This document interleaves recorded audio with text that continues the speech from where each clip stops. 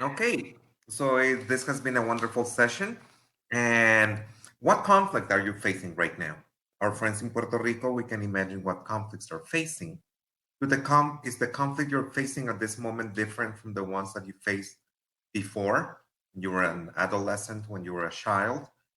So today we'll be talking a little bit about Eric Erickson and a theory he developed in the mid 20th century.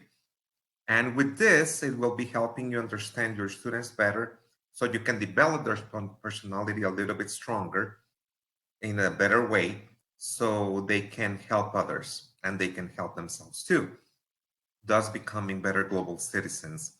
I did major in psychology and I have taught uh, primary, high school, university levels. So I've been able to see this as it works directly with students during class. So he said that there were 10, sorry, 8 different stages that we as humans go through, which are called psychosocial stages. Why are they called psychosocial stages? Because they don't only have to do with what the person perceives and how the person learns about him or herself, but also how he or she as a human being is related to what we have in society. So we are not alone, we are members of a society.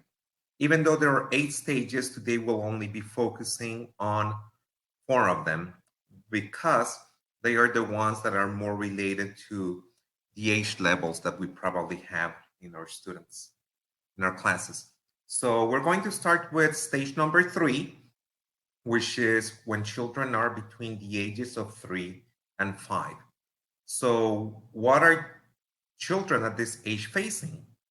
Among other things, you know that they start preschool. So this goes especially for the people who are teaching at this level, even though it will help you understand teenagers, older children, and adults too. So at this level, they are facing what you call initiative versus guilt. What does this mean? The child is asking himself or herself, am I good or am I bad? So they have a sense of purpose. They want to know who they are at this early stage. So, how do they do it? By exploring, by getting to know new things, by playing. And you can see that most of the time when you see when children at this age, even though some things have changed due to technology, children tend to play things that adults do. So they play the teacher role, the doctor role, the nurse role, the fireman, the policeman, etc. Especially the models that they probably see at home or in their community. So how can you help them develop better? At this moment, it's important that you start helping them plan.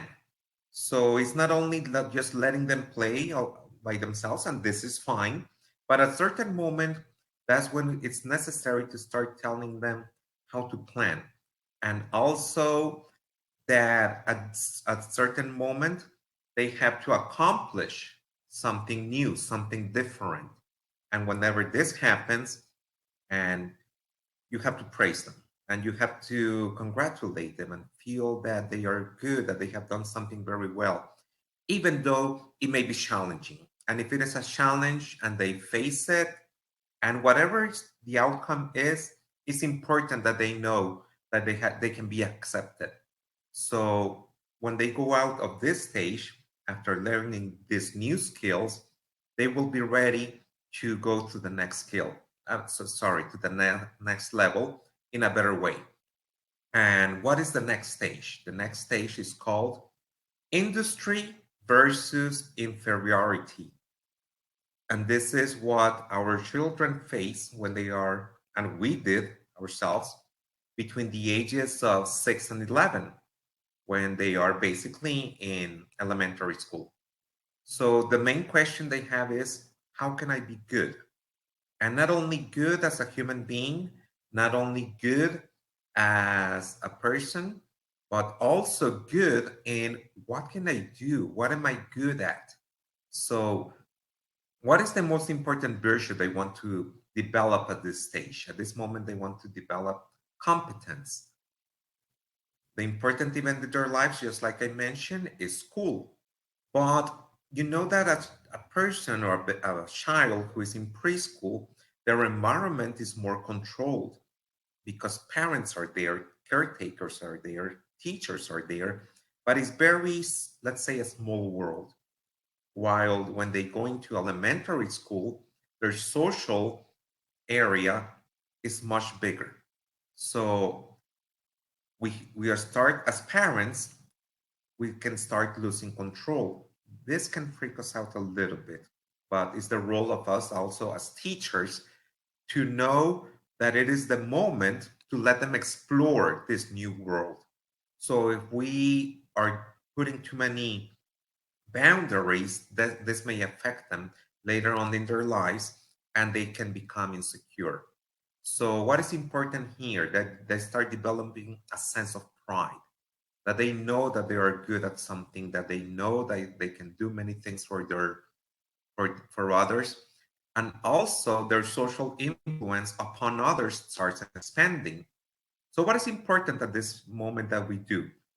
We continue motivating them, we continue challenging them, but at the same time, since they are experiencing many other things, mathematics, science, social skills, language skills, in this case, learning another language, that they know what they are good at. They start discovering this. And many times we focus on the part that they are not doing as well. But it's time to let them know that and identify their strengths, even at this early stage. So they become more secure about themselves so they can go into the next stage.